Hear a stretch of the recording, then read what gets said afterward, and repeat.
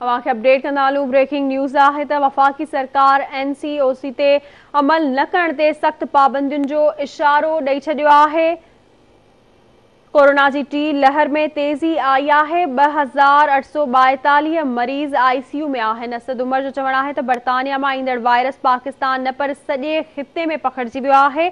भारत और बांग्लादेश में corona case तेजी से वधिया आहिनि। अवांखे अपडेट कंदा हलूं। ब्रेकिंग न्यूज़ है तो वफाकी सरकार NCO ते अमल न करण ते सख्त पाबंदियुनि जो इशारो ॾेई छॾियो है। कोरोना की टी लहर में तेजी आई है। 2842 मरीज ICU में आहिनि। असद उमर जो चवणु है तो बर्तानिया में ईंदड़ वायरस पाकिस्तान न पर सॼे खिते में पखिड़िजी वियो है। भारत और बांग्लादेश में कोरोना केस तेजी से वधिया आहिनि। एहतियात न कयो वियो तो पाकिस्तान में सख्त पाबंदियूं लगी सघनि थियूं।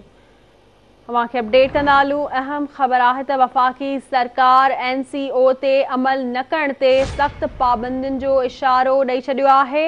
वफाकी वज़ीर असद उमर जो चवणु है तो कोरोना की टी लहर में तेजी आई है। 2842 मरीज ICU में आहिनि।